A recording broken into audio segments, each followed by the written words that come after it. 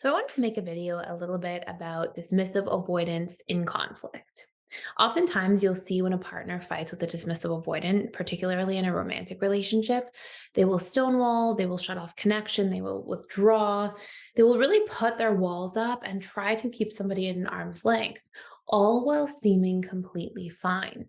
But I really wanted to tackle that idea here today and discuss how dismissive avoidance may seem completely fine on the surface, but what might actually be going on for them on the inside.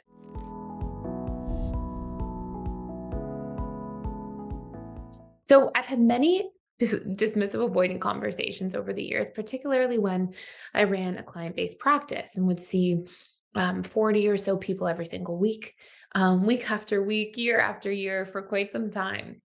And I've had so many conversations, particularly about the inside of the dismissive avoidant and their lives and some of their experiences. And what I saw consistently over and over again is that just because dismissive avoidants are not showing how they're feeling, definitely does not mean that they aren't feeling pain or suffering, especially after conflict. So, we're going to cover three really important things that you need to know about dismissive avoidance when they are stonewalling in regards to what's actually going on inside of their internal reality. So, the first thing, and this is a major theme I saw throughout so many of my conversations, is that dismissive avoidants are very good at repressing, disconnecting, and compartmentalizing, but they are not necessarily perfect at holding that level of compartmentalization for long periods of time. So, in the early stages of sort of disconnecting and stonewalling, they may be able to really push things down, but they don't stay that way. And so many dismissive avoidants, I would say 90% plus, would report to me that after an argument, they would feel this really intense sense of heaviness and and sadness and kind of hollowness after an argument with their partner or a loved one. And so much so that they would have thoughts about things like, how can I sustain this if we're going to keep arguing this way? This is too painful for me. I don't want to feel these feelings. This is too much. And maybe they were good at like distracting themselves with a television show or with work or doing something totally different in front of them, but it didn't mean that they weren't feeling these really strong feelings on the inside. And it's important to recognize that dismissive avoidants are not going to be ones to express that. They see the expression of their emotions as vulnerable and then weak, or defective or shameful.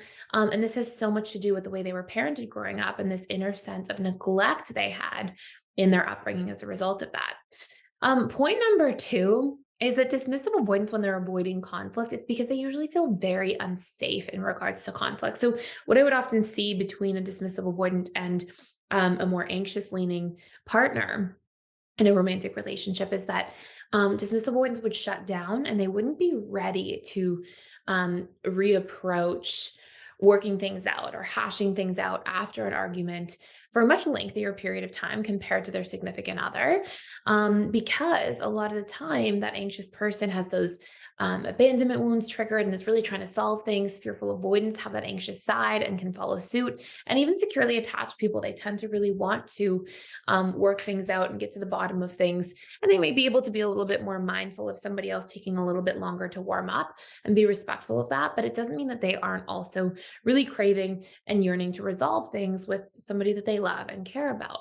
So, what I would see a lot of the time is that dismissive avoidance would go into this space where they would shut down and they wouldn't be willing to reapproach conflict. But when after having so many conversations over the years with dismissive avoidance about this and what they're feeling during that time, what we would really be able to dig into and find is that dismissive avoidants were afraid of arguing again. They didn't know how to communicate in a conflict because when speaking with me, we could sort of pull out what they were feeling and experiencing, and we could arrive there together.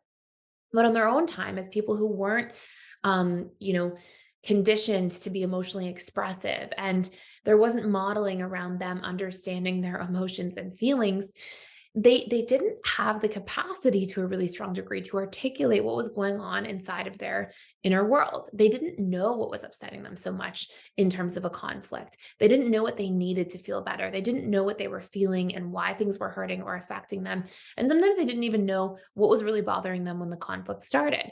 And so that was something I would really like walk them through step by step to arrive at these conclusions. And I really want you watching this, if you have a dismissive avoidant loved one in your life, or you are a dismissive avoidant, to really think of the weight of what happens if you don't even know how to understand what's going on inside of you, and how much that is impacting your ability to articulate and healthily move through a conflict with somebody else in the outside world, right? Like if I don't know that I'm feeling sad and that I need reassurance and that I don't like criticism, or, these different things that dismissive avoidants are often experiencing in an argument, if I don't know that as a dismissive avoidant, let's pretend, then how am I ever going to tell that to you and then feel like there's a chance at resolution? And this is part of why dismissive avoidants are so conflict avoidant, because they have such a strong degree of learned helplessness when it comes to moving through conflict in relationships. Now, before I go into really important point number 3 here, I also want to let you know that if you are somebody who struggles with conflict, if you don't know all the right things to say, if you feel confused, if you have these really tense situations with your partner or loved one, as any attachment style, and you want to be seen and heard and understood, but don't really know the right words or how to get your point across, first of all, that's normal. It's completely okay. And second of all, if you want to do a deep dive into a course, you can check it out for free for 7 days. And it's called the Communication Scripts course. We'll put the link in the description down below. And that course is essentially a course that has the top 60 or so most common scenarios in a relationship between different attachment styles. So like AP with a DA, AP needs reassurance or certainty. DA with an FA, the DA needs space and needs to be understood. The FA with the AP, so we go through all these really common scenarios for each of the attachment styles. And there's actual scripts that you can use for how, like when you're in that situation, how you can feel heard and seen and understood and articulate your words in a way that's likely to be received by your partner or loved one. It's a really good disruptor if you're feeling stuck on communication, just in terms of getting the ball rolling. So it's all there. You can print it off. It's all laid out there before you if you want to check it out for free for 7 days using the link below.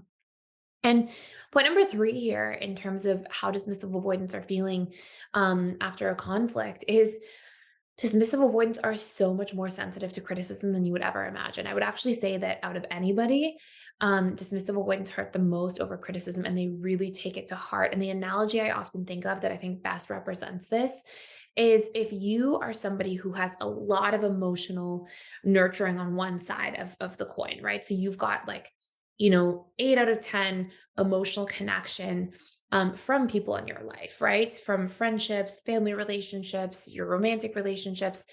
And then somebody gives you a hard time or argues with you. It's almost like an exchange, right? Like it would take out maybe 2 points out of the 8. So now you're sitting at 6, right? But, or if you imagine this is like money in a bank account, right? That 8 out of 10 could represent $80. And somebody, when an argument takes out $20 from you, right? In terms of what emotional capacity you have. That's a lot different than if you have $20 in your bank account to begin with, and then somebody takes out $20. Like you feel completely flatlined by that experience. And because dismissive avoidants don't actually have a lot of deep emotional connection and vulnerability and nourishing relationships in that way, because they're so busy trying to kind of buffer people out, often arguments and criticism land a lot more deeply. And on top of that, we know that according to integrated attachment theory, dismissive avoidants have a huge core wound around feeling like something's wrong with them or they are defective. And really, we call this the shame wound from an integrated attachment theory point of view.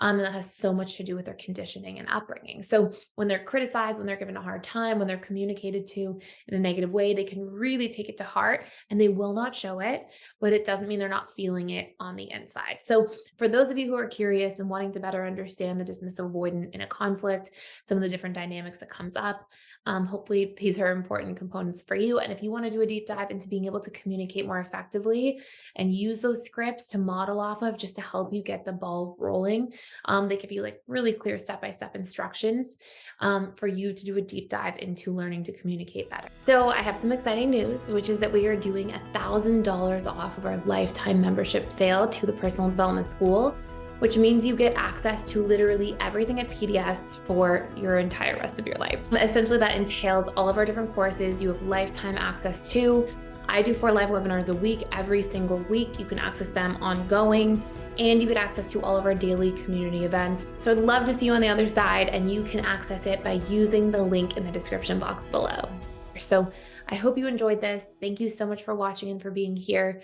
If you enjoy this channel and this content, I make daily YouTube videos all about integrated attachment theory, relationships, the subconscious mind, core wounds, all this stuff.